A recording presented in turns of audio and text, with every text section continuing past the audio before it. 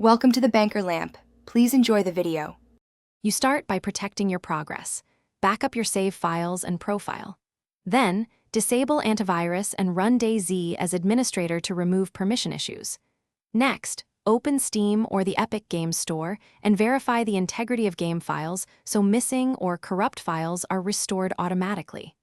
Once done, make sure background apps that hook game files are closed. This prevents immediate recorruption. These first actions eliminate the most common verification blockers and prepare the game for deeper fixes. Now you dive into the complex middle. Clear Dayz shader and cache folders to force regeneration and remove stale assets.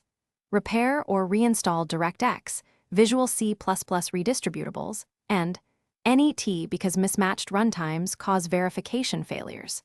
Update your GPU drivers to the latest stable version and run chkdsk on the drive where Dayz is installed to fix file system errors. Once those steps finish, relaunch the game launcher and trigger another file verification. That confirms whether system-level fixes resolved the error. Finish by performing a clean reinstall of Dayz if verification still fails. Uninstall, remove leftover game folders, then reinstall.